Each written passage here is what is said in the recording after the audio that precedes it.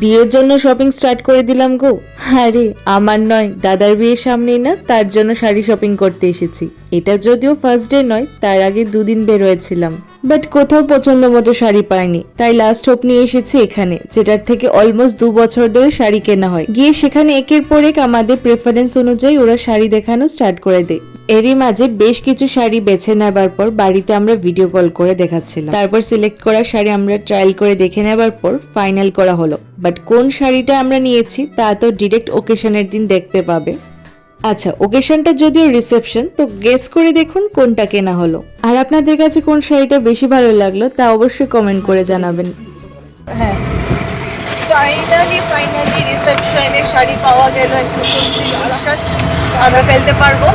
Just টেলারও আনকি দিয়ে দেবে আই গেস, কারণ সানডেতে রিসেপশন আর আজকে হচ্ছে ফ্রাইডে, নেক্সট সানডেতে রিসেপশন আর আজকে হচ্ছে ফ্রাইডে। একটু শাড়ি ফেলা গেল। কেমন লাগছে তোর?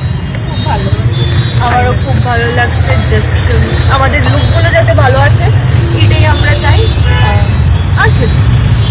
অ্যান্ড নাও এখন নিয়ে আমি এক্সাইটেড ভাইয়ের বিয়ের জন্য, অনেক অনেক। এবার গিয়ে লাগছে বিয়ে দুপুর পর্যন্ত ওরা আমি ডিসকাস করছিলাম, মানে একদমই ফিল আসছে না, যেতে ইচ্ছে করছে না। আর বিয়ের জন্য শাড়ি তো বলে লাভ নেই, এখন ডিসাইড করলাম যে আগে যে শাড়ি আছে সেটার থেকে কিছু না কিছু করে নেব। জাস্ট এখন সব কিছু যাতে মঙ্গল মতো হয়। আমি আগে থেকেই ভেবে রেখেছিলাম বিয়ের দিনের জন্য যদি শাড়ি পছন্দ মতো নাই কেনা হয় তাহলে কোন শাড়িটা পরে নেব, বাট একটু টুইস্ট এড করবো কন্ট্রাস্টে কোনো একটা ডিজাইনার ব্লাউজ দিয়ে। তাই আমরা আবার হকার্সের ভেতরে ব্লাউজ মার্কেট আছে, সেখানে গিয়ে রেডিমেড ব্লাউজ দেখা স্টার্ট করি। এই কালারটা আমার ভালো লেগেছিল, কিন্তু দুঃখ স্লিভসগুলো আমার জন্য অনেকটা শর্ট হয়ে গেল। দুঃখ লাগলো, কি করার আছে, যদিও এই কন্ট্রাস্টটা আমার শাড়ির সাথে ভালো মানাতো।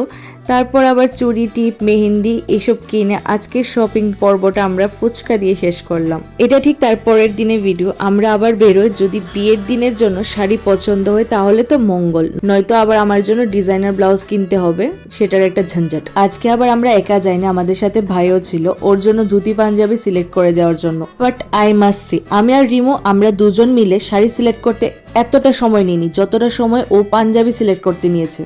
আমি যখন আগরতলায় ডিজাইনার ব্লাউজ খুঁজতে হইরান, ঠিক তখনই আমার ফ্রেন্ড থেকে জানতে পারলাম নিউলি ওপেন একটা বুটিকের কথা। গিয়ে সেখানকার কালেকশন চেক করছিলাম, sari, lehenga, gown collection unique ছিল। বাট যার জন্য আসা, আমি এক্স্যাক্টলি যে কালারটা খুঁজছিলাম সেটা জাস্ট একদিন আগে আউট অফ স্টক হয়ে যায়। মতলব ক্যা বলে, শায়দ আপনি নিজ পান হতি হে।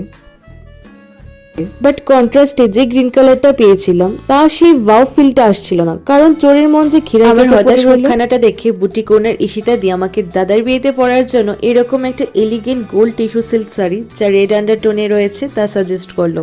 আবার অপোজিট পাশে আমি যে শাড়িটা চুজ করেছিলাম তাও রেখে দেখালো। অবভিয়াসলি এই শাড়িটা এত সুন্দর ছিল, মানে লাভ এট ফার্স্ট সাইট যাকে বলে। জাস্ট কনফার্ম করব, সেই সময় মনে পড়লো আমরা যে বরযাত্রী যাব প্রায় 2 ঘন্টারও বেশি জার্নি করে, ভেনু যেতে যেতে শাড়িটার ইজ্জত থাকবে না। তারপর এই শাড়িটাকে যে রিসেপশনে পরবো তারও উপায় নেই, কারণ অলরেডি কেনা হয়ে গেছে, তাই ইচ্ছে থাকা সত্ত্বেও নিরুপায় হয়ে রেখে আসতে হলো। আজকের জন্য ভিডিওটা এতটুকুই। যদি এখন পর্যন্ত ভিডিওটা দেখে থাকো তবে অবশ্যই লাইক, শেয়ার এন্ড সাবস্ক্রাইব করতে ভুলবেন না।